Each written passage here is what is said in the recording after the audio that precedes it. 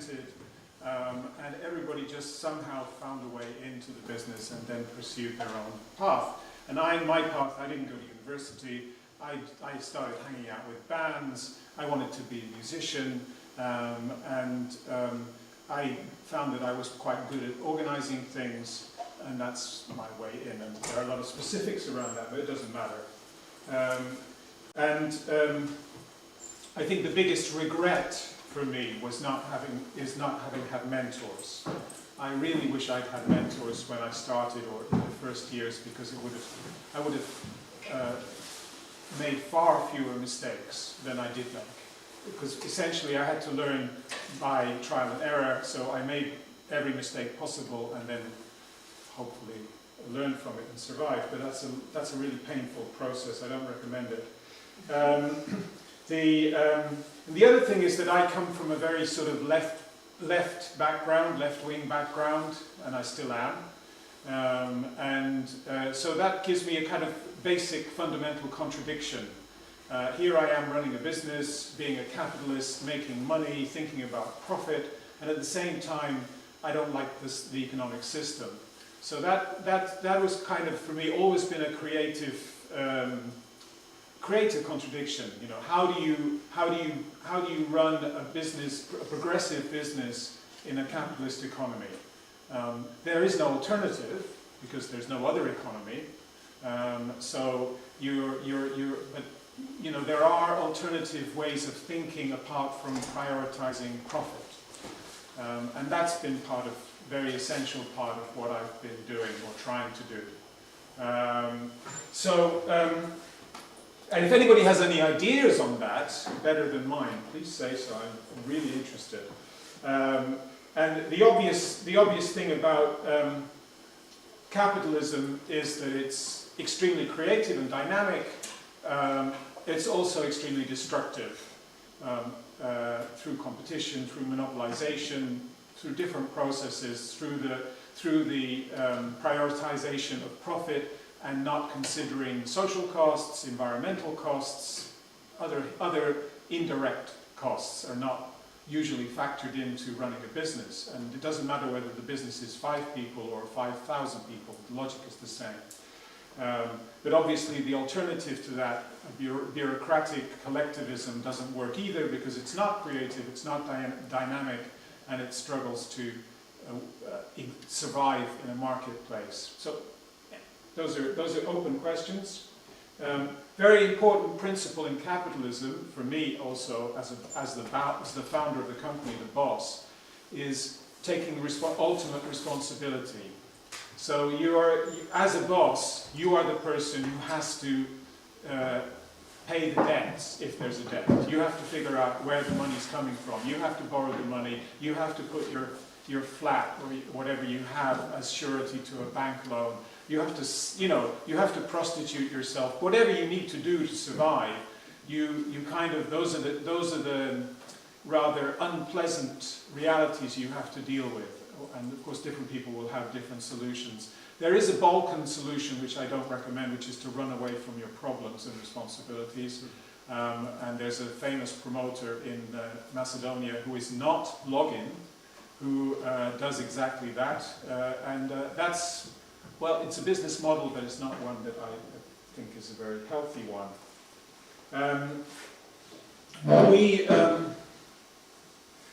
We have a lot of, the company that I run, Charmenko, we oscillate between 20 and 30 something people depending on how healthy the business is. We work in, I don't know, 6 or 7 countries with our own offices, and we also have a lot of partnerships in different other countries in Eastern Europe. And we accumulate a lot of data, a lot of information, a lot of ideas, a lot of opinions, and a lot of reflections on the way that we work. So what I instituted a few years ago was something I called the memo book, which I think is a really nice idea. I don't know how original it is, but I like it, which is that when somebody has something to say about any aspect of the company, the work, what we do, music, anything you like, write it down and send it to everybody who's relevant. And then we put that information into a collective virtual book, which we call the memo book. And anybody in the company young, old, can write those memos. And they get revised with time as you change your opinions or you think of some other aspect that you didn't think of earlier. So there's always a work in progress feel about them, an organic feel about them. And now there's I don't know if there's thousands of them, but there's certainly hundreds of them. And we've organized them, and they are a really valuable resource for the company, for the people working in the company, and new people who come into the company who can access them, refer to them, read them, and hopefully learn something from them. So I like that. Other sort of things which I found essential to running a company, they're kind of obvious, but maybe worth saying. Don't say no to bigger responsibilities. So my attitude is, if ever anybody asks me to do something more responsible, more bigger, I just say yes, because that sounds like fun. So somebody says, well, why don't you be the mayor of Istanbul? Okay, yeah, that sounds like a good idea. So that would be the logic for me, unless I felt really out of my, if somebody asked me to drive sports cars, I would say no, because I would crash in 5 minutes. But something that I felt I could do conceptually and interests me, yeah, I would say yes to. And that's been, that means that we've grown from doing little club concerts to doing stadium concerts when we can. And that's a really scary responsibility. When doing concerts at any level is a massive responsibility, because if something goes wrong, somebody might get hurt in the audience, or you might lose a lot of money, and then you have to find the money, and you're responsible for the artist, the crew, the audience, your company. The responsibilities are pretty scary, and you have to just deal with it. You have to deal with the authorities, the police, the municipality, blah, blah, blah. So that's a kind of what I call gymnastics. And of course it's not boring, that's the other maybe essential thing to say about my career path, is that I've never been bored. And that's a basic principle for me. If you're bored, something is seriously wrong, and you should change it. Whatever you're doing is wrong if you're bored. You're not doing a good job, it's not creative, it's not worth doing, don't do it. Change. Change the job, change yourself, do something, but don't do anything that's boring ever. And so that's a principle I take to extremes, which means I'm not very good at waiting in queues. But I exaggerate. So, and the other thing with, also with running a company, basic thing, is that reality is constantly changing. It's like I call it log rolling. When your logs are rolling down the river and you have to jump from log to log, and you don't know exactly where you're going to land, and all this kind of stuff. So it's or walking through a marsh where you don't know if you're going to sink into the marsh or if it's going to be okay. So that kind of feeling is constant. It's constant insecurity. There is no security. There's no moment where you're secure. Maybe at the end of a concert, just at the end, when the artist has finished the show and the lights go up, then you can feel for 5 minutes you have a moment of security. But then you have to worry about the get out, about the load out, you have to worry about the budget, whatever it was, and up to that moment there are all kinds of things that could go wrong. Even 5 minutes before the show starts, the artist could suddenly say, I'm not feeling very well, I'm not going on, and whatever, or there could be a power cut, So there is no security in the job, and you have to live with that. Your mentality has to be such that you can deal with constant insecurity without it becoming constant anxiety. Constant anxiety would eat you and not be healthy. That's a psychological thing, and I think that's another principle of mine for everybody who works with me is be your own therapist, figure out your own therapies. This is a stressful work, stressful job, so do what you need to do in order to handle it, and that of course crosses into your personal life. Inevitably, you can't separate out work and personal life anyway in any job, but in our job it's even more extreme because there's no set hours. You might be working in the evening or the night or the weekends and so on and so on.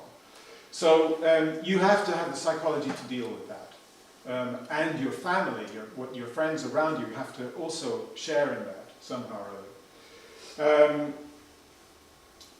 You have to also have, I think that the part of that log rolling thing is when something changes, accept that it's changed and then move on from the new reality. Don't get attached to the reality that's no longer there because it's gone.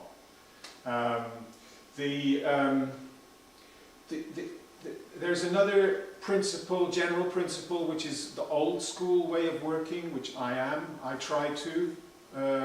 And what does it mean to be old school? I think it's like the principles of fairness, being reasonable, being tough but fair, being correct, not only thinking about yourself, having a sense of stakeholders, that you're working together with the artist and the crew and the audience and everybody involved, all the suppliers, and you're all kind of working together to produce something which is a success, a concert or a festival, whatever it is.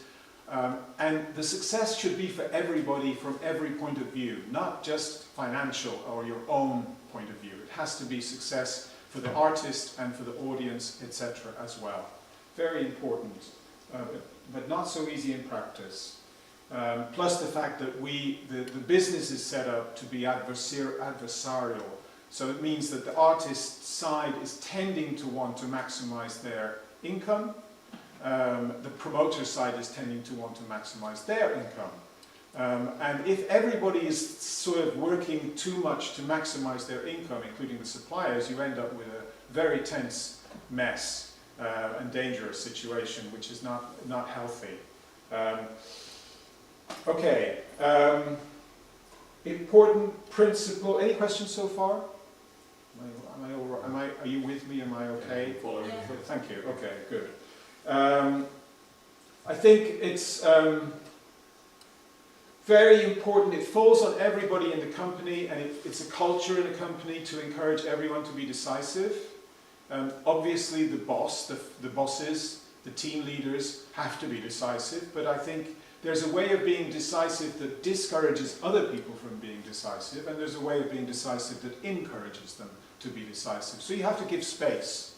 You have to create a forum for people where they can also contribute to making decisions and they can feel empowered, encouraged, supported to make their own decisions, to have their own ideas, to express those ideas. Very important.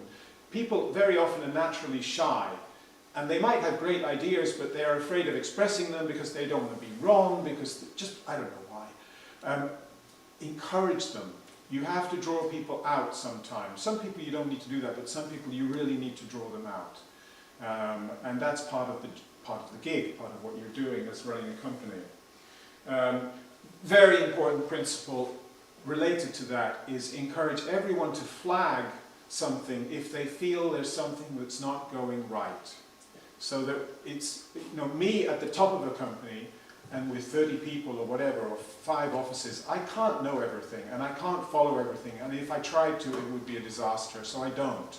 But then I depend on everybody in the company going, hold on a moment, this isn't going well, we're going to lose money, the sales are not good, the marketing isn't working, the production side is a mess, or whatever the problem might be. You have to, again, encourage people to take the initiative to say, oh, this isn't working, this plan isn't working, and so on and so on. And then maybe you have time to address the situation, to do something about it, rather than it becoming too late when you have very few choices and it becomes a mess or a disaster or something. And the converse of that is learning. What system do you have for learning from mistakes? This, I think, is tremendously important, and maybe one of the most important things that we as a company can do is that you do make mistakes, and sometimes very serious mistakes where we lose lots of money. And you go, well, fuck, we've lost lots of money, but what can we do to learn from that so that we don't repeat the mistake, and so that everybody in the company benefits from that knowledge? And I think that's again, it's easy to pose it as a question or as a wish, but not so easy to make it happen in practice. And on the one hand, we have the memo book, which I just spoke about, but we also now have a system of reporting, detailed reporting. After a concert or an event or something, somebody takes it on themselves together with their team to write a very detailed report, which there's a template with lots of questions, and it's about every aspect of the concert or event. And then this gets shared with the whole promoting team, if it's a promoting issue. And then there may be a process of questioning that. You know, well, why didn't we do this? Why did we do that? Why didn't, could we have done, could we have used a different ticketer? Could our marketing have been different? Were the ticket prices too low or too high? Was the venue choice wrong? Was the date wrong? Or, all the things that go into making a concert a success or a failure. There are zillions of them, and each time they're a bit different. That's part of the fun of the job, that it's never, you could repeat the same artist in the same venue, in the same city, blah, blah, and the next year, even though it's all the same, it's not the same. It's never exactly the same. It's always different. So you need to have a very living kind of system to digest and analyze information. Analyze is a word I don't like very much because it sounds a bit scholastic, academic, but analyze in the sense of asking questions about it, going, what did we do right? What did we do wrong? What could we have done better? What were the alternatives? What have we learned? Etc., etc., etc. All of that, I think, very important process. And of course, it's applicable to many things. It's not just about live music. Very important is when you do make a mistake, admit it, share it, learn from it. Don't hide it, don't try and conceal it, don't try and hope that somebody won't discover that you made a mistake. Much better to just say, we fucked up, we did this, we should have done that. You risk your job if you make a lot of mistakes. If you're working for a company and you continually get it wrong, then obviously somebody's going to go, maybe this person's in the wrong job. But if you admit your mistakes and you learn from them and you show that you're learning from them, then there's a much greater chance that the company will benefit and that you will actually grow in your job and learn not to make the same mistakes. It's kind of obvious, but very important. A small note about workplace toxicity, which is something that happens in workplaces. Somebody who seems to be kind of okay, but is kind of the person who is trying to score points. That's maybe a nicer way of putting it than toxicity. You don't want a culture in a workplace or a team where somebody is trying to score points at the expense of somebody else. You want a culture where people are sharing, helping each other, supporting each other, expressing themselves, and not afraid of speaking because somebody else is going to try and use that against them. That's all kind of obvious, but actually our world is full of bad intentions, either subconscious or more overt. Very important principle for me has been trying to foster a collective culture rather than a hierarchical culture. So I'm the boss, I'm the owner, I'm the founder, I have the power, but I try to use that power very, very softly. Soft power, you could call it. So I think that's something where you're really trying to empower the teams to have their own power, their own decision-making power. And of course, if you're doing big concerts, that gives you some margin, because then you could say, well, guys, for the club concerts, you do it, you decide, you learn from your mistakes, you're free to do what you want. And for the big stuff, the arenas, the stadiums, or whatever, or events, then we need a system of checks and balances. We need to control what you're doing, make sure that it's really a good idea, because if it fucks up, it could be a disaster for the company. So that's a sort of, depending on the level of business you're in, I think that's an approach which is healthy. And part of that is, so I don't like to say that, I really, really rarely say, do this, because it's me, because I'm the boss. It happens sometimes when there's an en passe, when the company, people in the company can't decide what's the best thing to do, or we're taking too long over a decision, then I just say, let's do this.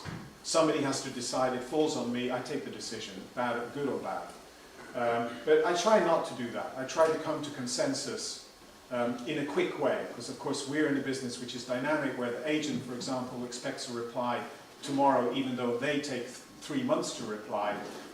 You have to reply quickly, so we don't have a lot of time for endless discussions. The ideas of youngsters, I think, is that we're in a music business where obviously the whole music scene is constantly changing, and all of us grow older and older in our taste, and less connected to what 15-year-olds or 20-year-olds are listening to, and that's inevitable and that's fine, but then of course you have to listen to 15-year-olds and 20-year-olds to understand what they want to hear. And that's an interesting process. It's not an obvious process. But within the company, having youngsters in the company, whether they're interns or juniors, whatever you want to call them, very important to give them voice. Hear what they have to say, hear what their opinions are, what their taste is, and so on. You don't have to follow it, but you must listen to it. And you must encourage them to develop critical, what I would call maybe critical taste. When I started out, I had a very, very specific taste in music, which was totally left field. And gradually I've widened my taste so that I can kind of understand an awful lot of different genres, including ones that I don't actually listen to for pleasure. But I sort of understand them. And I think that's tremendously important if you're a professional in the music business, is to widen your taste and encourage other people to do that. And related to that is a kind of frustration, which maybe is just because I'm old, but the frustration of the Generation Z or whatever they are, where they don't know what their taste is. That's scary for me, because I always knew that, if I liked a band, I would buy the record. So it's really obvious. I wouldn't spend my money on something if I didn't like it. And if I bought the ticket for the concert, it was the same deal. But nowadays with streaming, of course, music is kind of free, and you can just like a sound, and you don't even know who the specific artists are. But that doesn't help us as concert promoters or as music workers, because we need to work with actual artists. And so we have to understand the actual relationship of an artist to their audience or their potential audience. And that's very tricky when people don't kind of own their taste, and they think that taste is something nebulous. I like pop music. Well, thank you very much. That's really useful information. Okay, any questions so far? Okay, some people came in late, you missed quite a lot, but if you want to ask questions which you feel because you missed it, that's fine. Another aspect for me, encouraging people not to be shy, but also don't be a know-it-all. This is a kind of form of arrogance, is when you are somebody who thinks you know everything. You're gonna, pride leads to a fall, and it will lead to a fall if you think you know everything about the business, about concerts, about music. You don't. You need to listen, you need to hear other people, and you need to give them space to express themselves. Also, encourage people to lead. The functions of the company for me it's not really about making money. Making money is an essential of running any business. If you don't make money, you don't survive. That's the brutality of capitalism. There's no, if you're working for a cultural fund or a municipality, that's a different story. You have a different logic. But if you're an independent private business or something, you have to make money, because otherwise you do not pay your wages, you do not cover your overhead, and you don't cover your losses when you make a mistake. But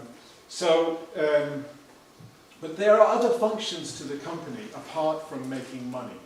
And I think particularly in the music company, these are very important functions. They're social functions as well. They're how the company, as a creative industry, it sounds nice. We're a creative industry. We're in the music business. It's one of the creative industries, along with cinema and I don't know what else, theatre, etc.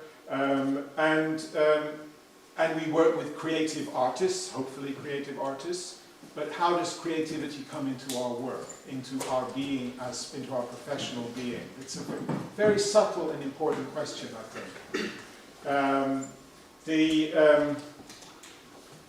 The company serves as a mentor. There should be a mentoring system in a company, no matter how small or big it is, so that people who come into the company can ask questions, that they have people or someone that they can ask stupid questions to about, you know, anything, any aspect of the company's work, which for people who've worked in the company for a while seems obvious.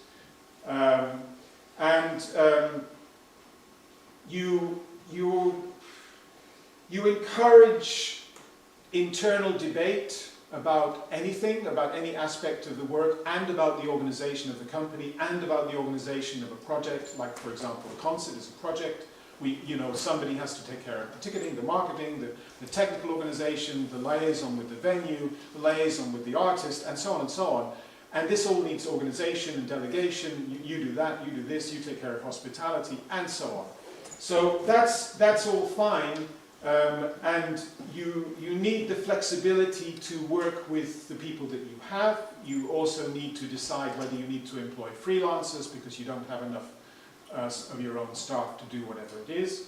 And you need then to be thinking about how to supervise the freelancers because they have their own agendas. They're not necessarily loyal to the company, and so on and so on. There has to be a sense, I think, of serving the whole, serving the project. Very important that we all have our egos, and that's fine, and you need to have your ego, but you have to serve. You have to serve the company, the business of the company, and each project, and the team that you're in, the different teams you're in. Obviously, it's a crazy vocation. We all know that. If you're in the music business, you're totally crazy. You don't get bored. That's, I think, the big plus. The minuses, they're obvious, stress and all that.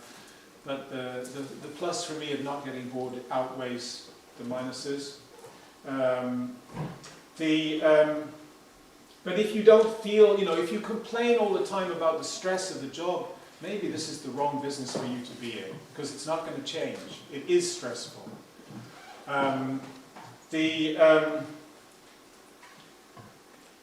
Note about taste. I think it's, in a company you find that you have inevitably people with different tastes, and you don't necessarily even understand why somebody likes something.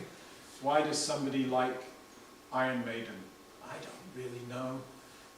But it doesn't matter. It's okay, because a lot of people like Iron Maiden, and I don't need to like Iron Maiden.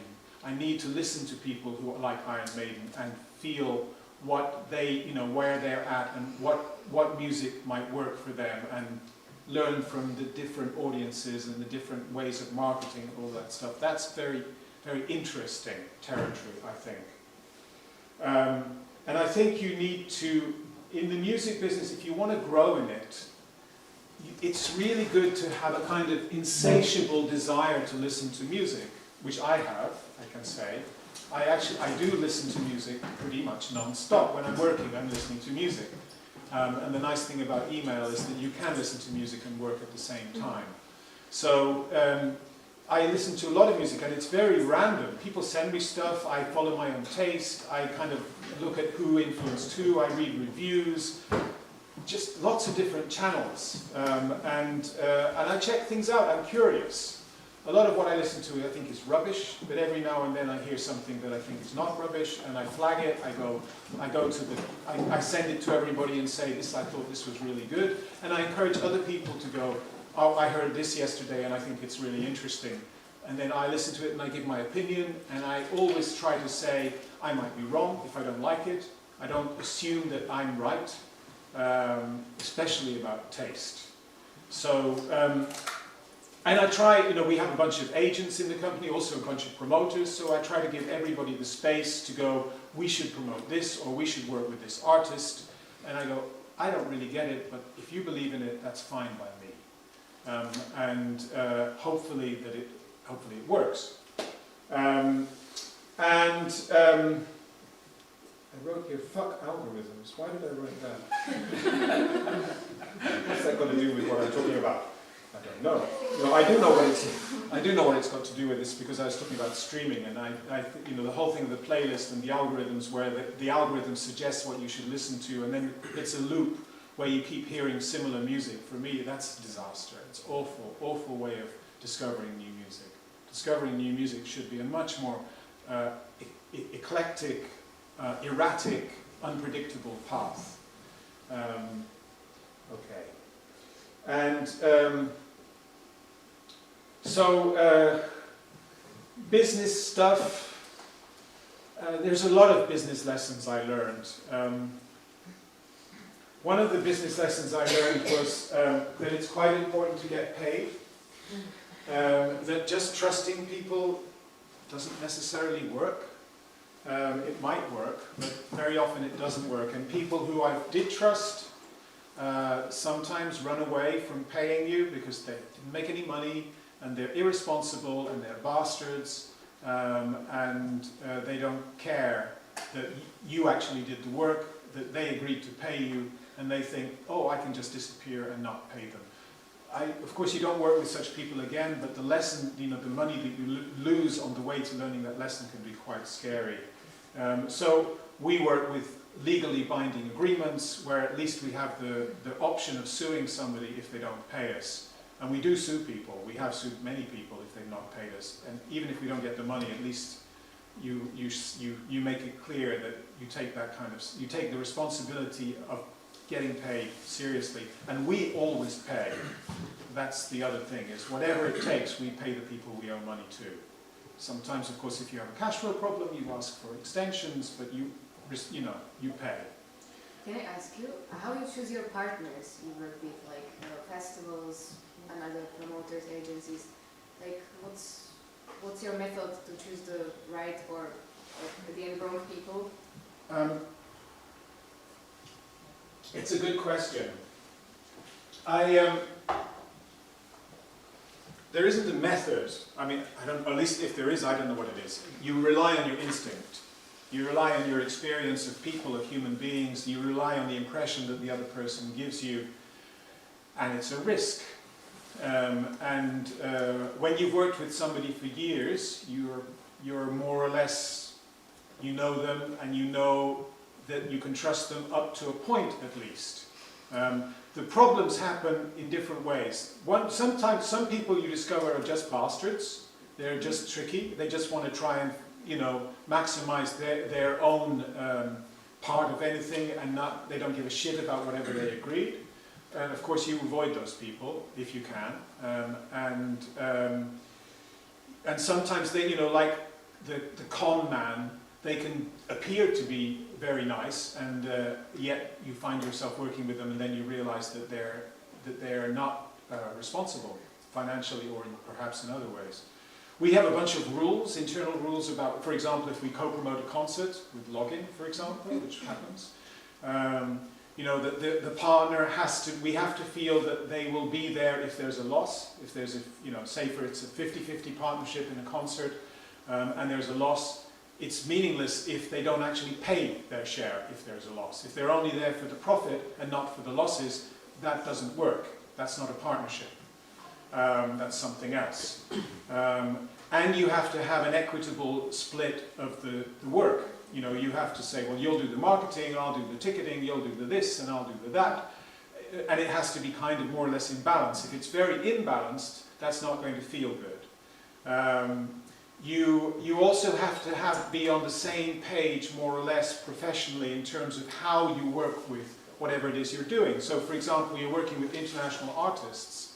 They expect a certain level of hospitality, production, organization, reporting, blah, blah, blah. And if the partner is working in a totally different way, without keeping the books, with black money, in a Balkan way or something, that's not going to work. So you have to be on the same page professionally. And you have to feel that there's transparency. We did a co-promotion recently, a big one, where we didn't feel the partner was being fully transparent. And you kind of, and it's very difficult because you have a feeling, you know, in this business, it's on my list, you know, there's this thing called creative accounting. The deals with the artists are such, we're talking about international artists, local artists might be a different thing. But international artists, even at club level, but certainly the bigger levels, the deals are such that it's impossible to run your business. It's just impossible.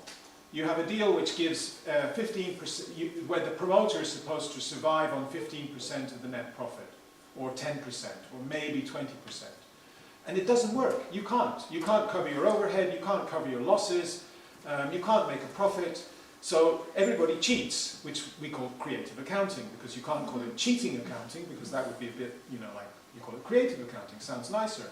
So, but the problem then is, you know, and the artists know that, and the promoters know that, so everybody does it, and everybody does it in a way that's called playing the game, and you do it in a way which is not taking the piss, which is like where you do it too much, where you're too greedy. So it's a ridiculous way of running a sector, but that's the system. When you're working with a partner, a local partner, and they do the same thing to you, that's not good, because your relationship is different. Your relationship with a partner is that you're sharing the work, you're sharing the risk, and you're sharing the responsibility, and if you feel that they're cheating you, then that's obviously not a basis for a working relationship, and you have to go, we don't want to work with you anymore. How do you choose the partners? I don't know. I mean, we have clients who are really, really difficult, but they pay us, and that's kind of okay. But you try, you know, if they're too difficult, at a certain point you go, this is not worth the grey hair and the, you know, whatever other consequences. And you might, as an agency, you might find that you work with an artist who is just too demanding, just too unrealistic. And you go, it's better to part company because we can't fulfill your expectations. And so on and so on. So these are all things which there are not, I don't think there are general answers. There are specific answers to the specific, you know, ideally you experiment. When you work with somebody the first time, you work on a smaller level, and you learn from that experience and you decide, does this work? Can we go higher with this person or this company? And we feel that it'll be a good relationship at a bigger level. But of course, reality is such that if a client comes along to us, and we're always hungry for business, and they say, well, we'd like you to book this new festival we've got. And you go, okay, where is it? Well, we haven't quite decided the location yet. Oh, okay. Which artist do you want? Well, we want to have Coldplay, and we want to have Billie Eilish, and Metallica. Oh, okay, that's really good. You know, and you realize very quickly that they're on Mars. That their reality is so far from market reality that it's better not to go there. And so that would be spotted quite soon. You know, in a few meetings you'd realize that this wasn't realistic. But we have a new client in Istanbul who we just started working with, and we're planning to do a Robbie Williams show with them. We've not worked with them before. They have a lot of history. You know, they have connections, they have a reputation, but it's a risk for us. You know, it's tricky. On the one hand, you want the business, and on the other hand, you don't want to walk into a mess. We have responsibilities towards the artists, so if the artist will expect us to have done our due diligence on the local organisers, and if it turns out that they don't pay the advance, or they screw up in some other way, we're going to be in trouble. So these are tricky questions. No easy answer. It's really part of trying to run a business, I think, is how you handle those kind of relationships, and you will get it wrong sometimes. Do you also have like partners not just making a lot of money but also working just with the heart? Like, I can't say like non-profit clients or partners, but do you have also these kind of projects in your list? I think we are, you know, it's what I said at the very beginning. I started out in business as somebody who is an anti-capitalist, which puts me in a contradictory position. And I started out in business, in concert business or music business, as somebody who loves totally avant-garde, wild, uncommercial music. which also puts me in a contradictory position. How do I handle those contradictions? Different ways. One is that I have my own music, the drum kit is waiting, and I make whatever I want. The music that I make personally is without any compromise whatsoever. And I have the income from my job, which allows me to do other things in my life which are uncompromised. And I also am a green activist. I have I'm very active in Istanbul as a green activist, and that's without any financial benefit. It's a massive amount of work, gets me into trouble with the government, and I do it because I think I have to. So there's, so I in a way compartmentalized my life. I have the life of being a professional business person and the life of the other stuff that I do. I teach yoga. I don't make any money from it, but I love it. Blah, blah, blah. So that's one solution. But within the professional realm, we also, as an agency, we have the space to work with artists that we like. We just started working with a Ukrainian singer who I think is amazing, called Marianna Sadowska. And she's a folk singer, but she's, I think, absolutely brilliant. And she sings from the heart. She's and so on and so on. So you can work with an artist because you love the music. That's a fantastic thing as an agent. And a lot of the artists that we have on the agency, I'd say either me or somebody in the company loves the music. Whether you can make money out of it, whether it can be a business success, that's a little bit more tricky.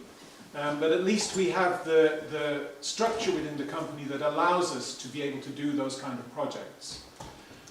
As a promoter, it's more tricky because it's so easy to lose money as a concert promoter that you really don't want to lose money. You know you will lose money sometimes. But you do get, and because we have an alternative bias, because we're not Live Nation, because we are an independent, we do get to work at least sometimes with artists that we think are really good, like Radiohead or Nick Cave, or what other examples can I, Arctic Monkeys, or PJ Harvey, Beth Gibbons, and so on and so on. So there's a whole bunch of artists that you can work, that we're able to work with that I think are really good. So I'm happy to work with those artists, and if you can actually do it in a professional way, that they're happy, that they made their money, but we also make money out of it, then of course it's perfection.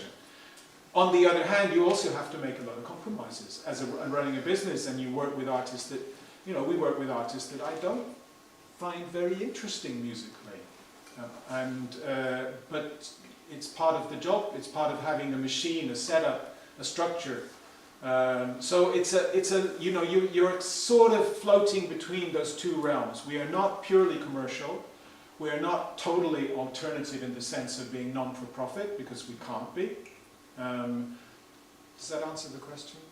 Mm-hmm. Okay. May I have another one? Yes. I'm wondering what are the main assets of your company? Assets? Yeah, because when you have a hotel, you have a building, you have furniture, so that's obvious. And while I'm listening to what you're saying, I think that your main asset is know-how, perhaps? I don't like the word know-how. Whatever you call it. No, I'm not arguing with you on it. I'm just saying I don't like the word know-how because it's a bit too American, and it sounds a bit like know-it-all, or it sounds like a form of arrogance. Because we don't know what we're doing. I've been doing this for 50 years. I still don't know what I'm doing. I've learned a lot, really a lot. And I think I'm able, obviously I have the credibility with agents and managers and so forth that they give me stuff to do because they assume that I know how to do it. They also don't know what they're doing. The managers don't know what they're doing. Everybody in this business, and I'd say the artists don't know what they're doing either. So this is a business where everybody is guessing, hoping, guessing, trying, experimenting, testing, and so forth and so on, but nobody actually knows what they're doing because it's not a predictable business. And I think to some degree the same thing applies to every single business, including manufacturing cars, for example. But to the music business it applies, it's really highly so, it's amplified. It's very, an artist can make a record and it's a successful record, and the next record can be a total flop. And it's the same artist, same record company. So that's the nature of the business, and that makes it fun, but also means that you shouldn't know what you're doing. But what you do have, as I've been trying to sort of say, is you have a lot of internal systems where you share knowledge, you share experience, and you continually build on them. You're continually trying to develop them further.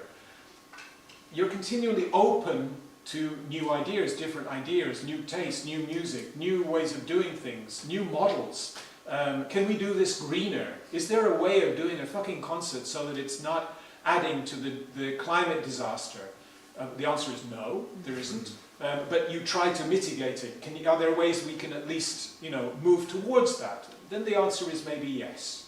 So these are all issues which you try and engage with, or at least you can. And obvious things is we live in society. The society is in some ways become better. In some ways become better than it was when I was young. For example, gender issues are much more integrated into our thinking. When I started, we didn't really think about it. You could go to a festival and there'd only be men on stage, and nobody would be thinking that's weird. Now it would be weird. And so now the gender thinking about booking more women artists is part of our thinking. So that's a big shift. And that shift might apply to other forms of diversity. And certainly for me in Turkey, for example, I think about it. I think about why aren't we working with Kurdish artists, or why aren't we working with Arab artists? And I try and do something about that. Like, for example, working with Ukrainian artists. I actively look for Ukrainian artists because I feel it's so important to support Ukraine at the moment. And the same might apply to Palestinian artists. So it's those are things where you can you have a professional context, and you can also try to be socially active within that context. It's tricky because you still have to make money as a business.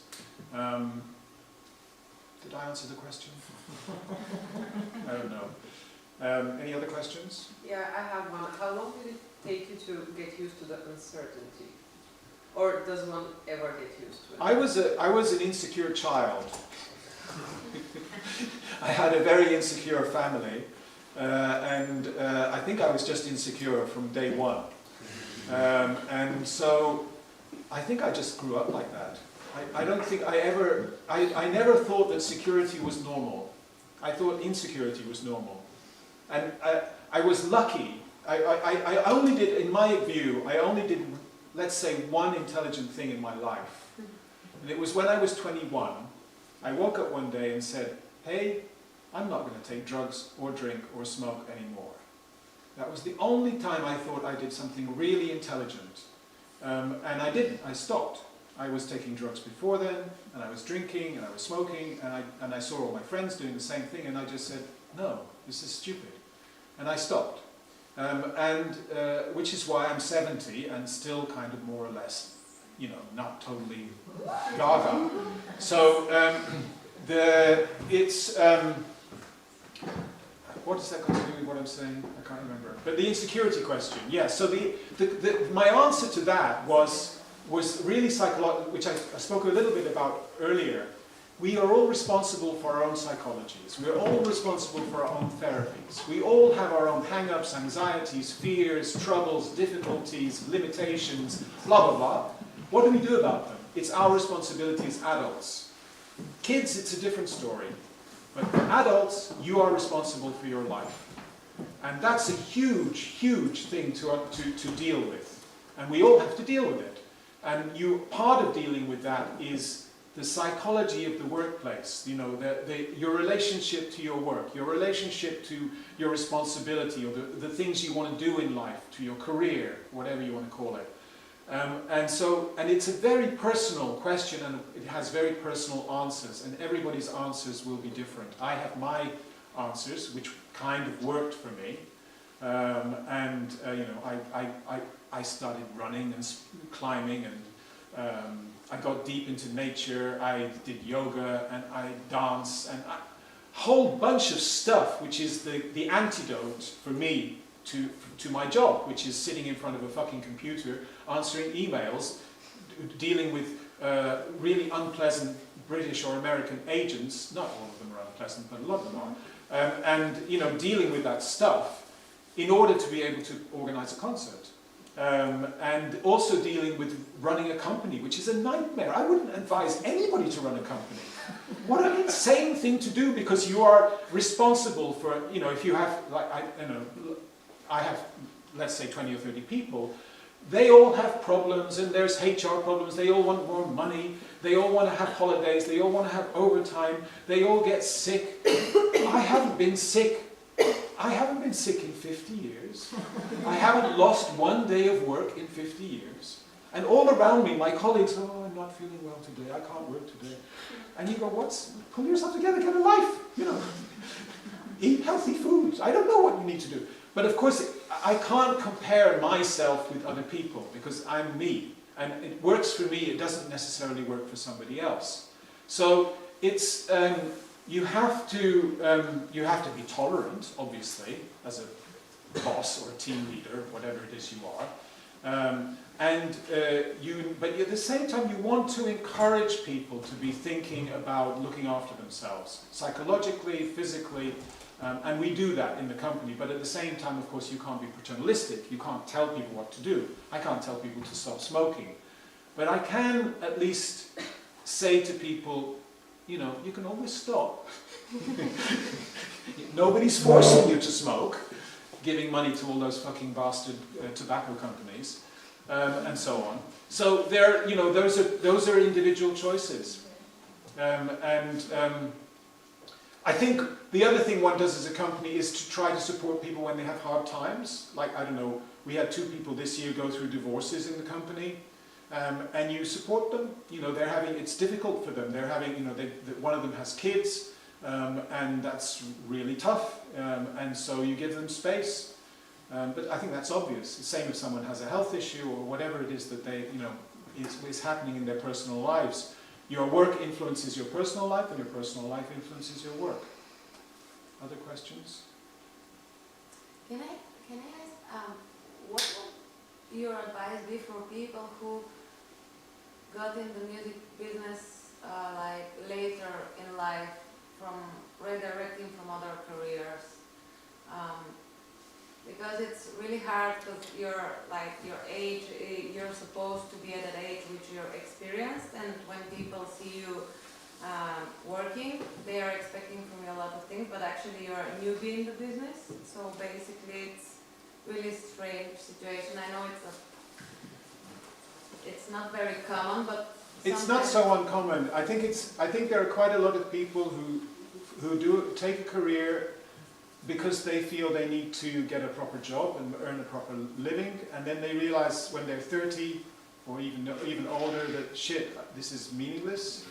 I want to do something with my life that's meaningful, and then they think about changing their career, which might be to work in the music business, or it might be to become a yoga teacher or whatever. I don't think there's an easy answer. I think you have to be very, if you feel at 30 or 35 that you're on the wrong track, of course you should do something about it, because otherwise you'll end up being 50 and on the wrong track, and that's not a good idea. But getting into the music business late, it's possible. I've employed people who came from outside for very specific reasons. It depends on their experience. You know, somebody who's been working in marketing in a totally different business, they have a transferable skill. Somebody who's been working in accounts in a different business, they definitely have a transferable skill. So it depends. But somebody who comes in and says, I want to be a promoter, and they've never promoted anything, they've never organized an event or a concert, that's a tough call. If they've been working in another events business, then that again would be a transferable skill. So it depends. There's no black and white answer. If they're really determined and they convince you in their character and they just seem like a wonderful person, then of course you try and give them a job, and at least, you know, we'll give you a 3-month trial and see what happens. And when we have a big enough company where we can in theory do that, if I'm convinced that, you know, that I really like somebody, The thing that I'm listening to, you know, the ground on which the company is built is people's musical tastes, their relationship to music, their love of passion of music and their passion for it and all the rest of it. But it has to be a critical engagement. It has to be like, I want to understand, you know, this music. I want to understand how to organize a concert, to organize an event. I want to understand what a successful festival might be, or a showcase festival, or whatever it is. You know, you have to have that kind of critical thinking that's all the time going, how could I do this? What is happening here? How did this thing happen? I've come to a venue, there's 2,000 people, there's a band on stage. What made it happen? And you have to be analyzing all of that, or figuring it out. And you have to engage with it critically. So when I go to a concert, I mean, I went to a concert last week in Istanbul, one of our concerts, and I just noticed stuff. You know, it's just in my blood. I noticed there's a space, there was a fan zone, and there weren't enough people in the fan zone, so the atmosphere in the concert wasn't as good as it could have been. And you don't just accept that. You go, what can we do about this? So that either we don't have a fan zone, which reduces our income, or you reduce the size of the fan zone, or something, or you just let people in. You know, there are different things you can do. And I also noticed that there was an entrance which was badly lit. And I saw somebody trip over it, and then I make a report. I don't just go, well, she didn't hurt herself. No, she could have hurt herself. So there's something wrong. Somebody didn't do their job, thinking, you know, that this needed a better signage. You know, very simple stuff. Or I think the catering is crap, or I think the beer prices are too expensive, or whatever it is. I'm thinking about that stuff. And I want everybody in the company to be thinking about that stuff, because I can't do all the thinking, and I don't want to do all the thinking. I want other people to be thinking. I want to encourage other people to be thinking. So that kind. Somebody comes to me with that kind of approach, with a passion for music and a critical mind, then of course I'm good, and I feel this person could do good things. Then of course I'd be interested in trying them. Any other questions? What else do I have on this list? It's 12 o'clock. Okay. Logan said I could overrun, so we don't have to run away, but just a second. Okay. A small note about relationships. There are different branches which interconnect in live music. There's the record company, there's the manager, there's the agency, there's the promoter, there's a whole host of suppliers, which includes the sound and the lights, the staging, the venue, the ticketing, the marketing maybe, and so on and so on. So each of these relationships is a bit different. And the relationship of the artist to each of these is different. The artist with the record company will probably have a longer-term relationship. The artist with the manager will probably have a longer-term relationship. With the agent, they don't have a long-term relationship. They hope they have, but the artist can always walk away from an agent at any moment. They can just say, I want to change agency, and they have the right to do that. Same with promoters. There's no long-term relationship. You hope you have a longer-term relationship with the artist, and the artist may even remember who you are, but they probably don't. But you hope that they will come back to you next time, that you did a good job, that they enjoyed the experience, and that they've understood that either you lost money or you made money, but anyway you did a good job, and that they should be loyal to you. But there's no guarantee of that. There's absolutely zero guarantee of loyalty. So one of the things which I find so weird about the promoting business is that you can make a loss as a promoter, and when you do the next deal with the same artist, you can't put that loss into the budget of the next deal. So if the next show makes a profit, you can't put the loss from the last show into that profit to even things out. Whereas if you're a record company, you can do exactly that, because if you make a loss on the first record, then you release the second record, the loss is carried forward and is set against the profit from the second record. So in other words, that's an incentive to invest in a career. If you're investing in a career and it might take 3 records or 5 records for an artist to break, then you have the incentive, if you know that you can always carry the losses forward, the investments forward, and make the money back when you finally do make money. If you don't have that, which is the case for promoters, you've got a very, to use the word again, much more insecure base for working. But that's the reality, that's the system. I don't like it and I can't change it.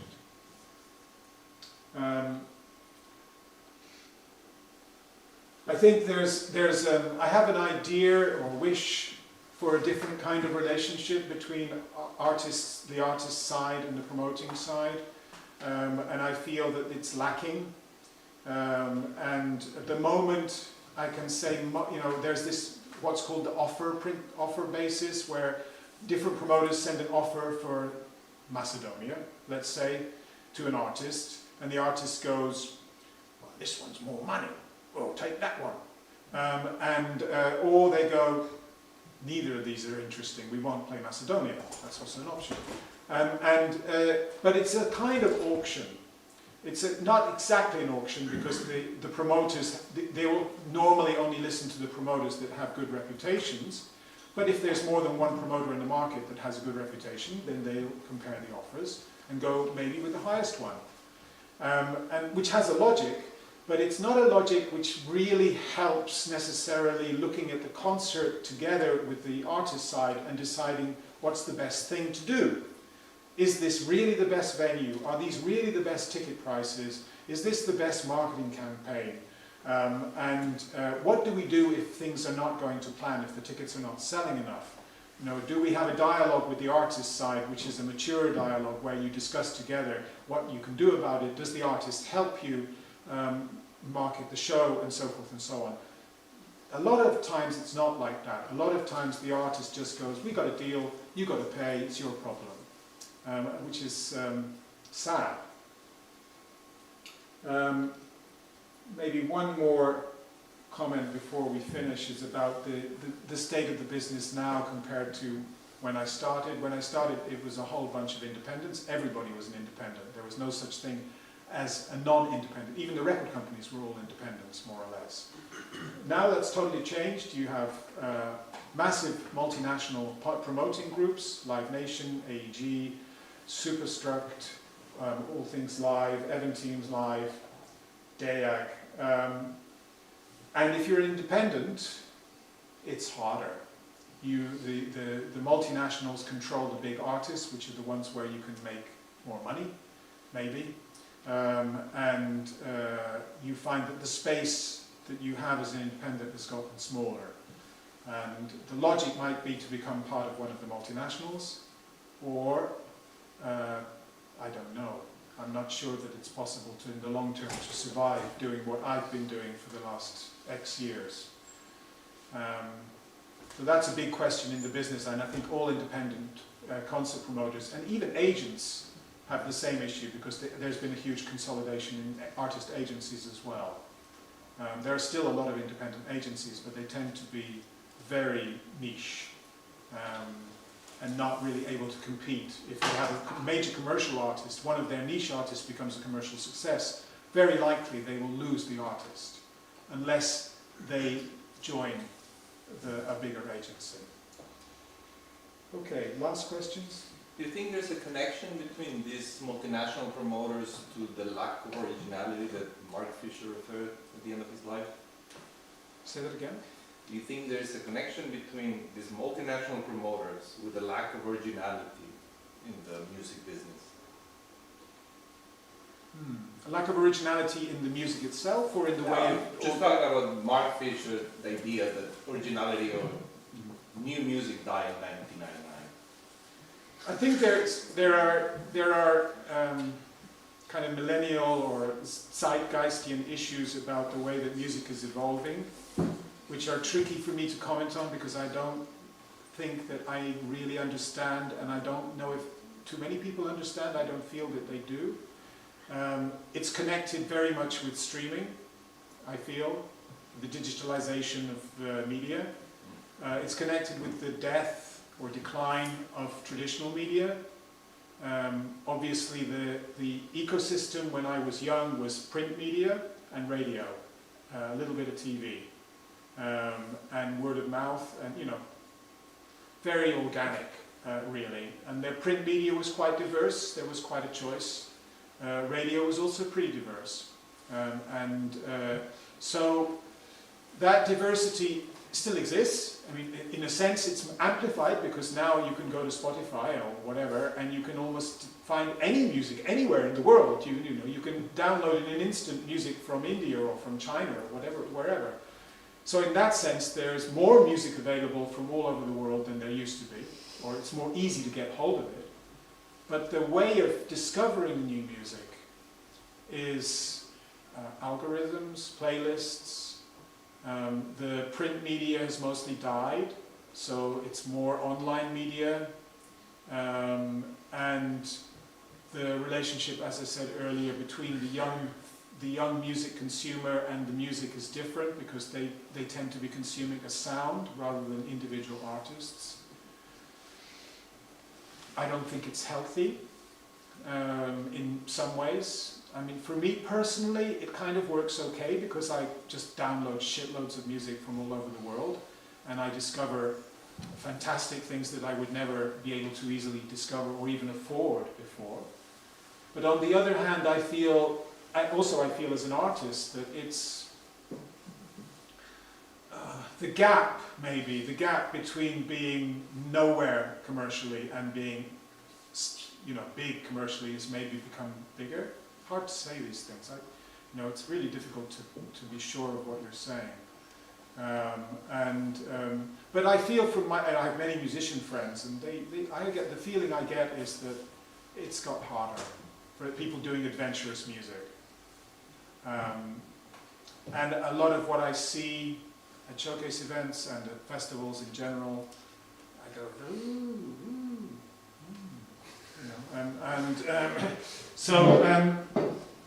but it's not all like that. It's really tricky to generalize, and I feel I grew up between the sort of hippie era and the punk era. So music comes in cycles, and then there are revolutions, and there are revolutions away from one thing. Maybe at a certain point, people get really bored with auto-tuned vocals and electronic backings, which all sound similar, and then they go back to something more resembling rock and roll or something, or live jazz, or I don't know what. Maybe. You kind of have faith in humanity that there's something about the gig which brings us to go out. We want to go out, we want to be excited, we want to see something.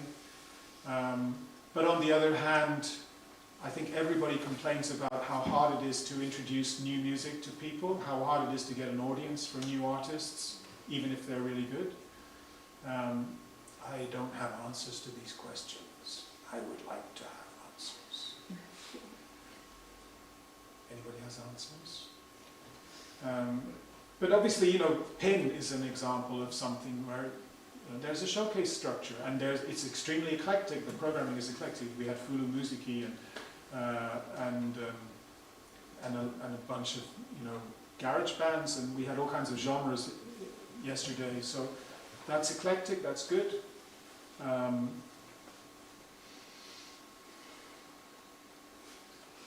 I don't know. I feel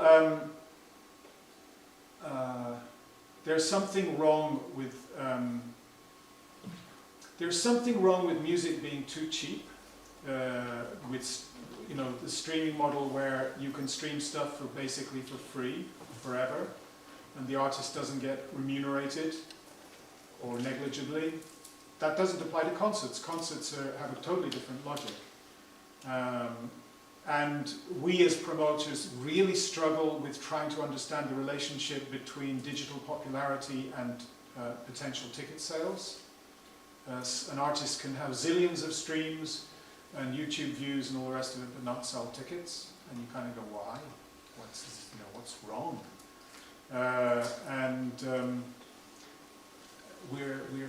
We're grappling with that. We're trying to understand it. We're trying to better understand it. It's funny, with all the data, there are data services, with all the data that we have on artists, we still can't figure out the relationship between that data and the potential ticket sale. And as a promoter, getting the potential ticket sale right is your number one decision. Because you will base you will put artist X in this venue because you think it's going to sell 3,000 tickets. If it only sells 1,000 tickets or 1,500 tickets, you're making a loss.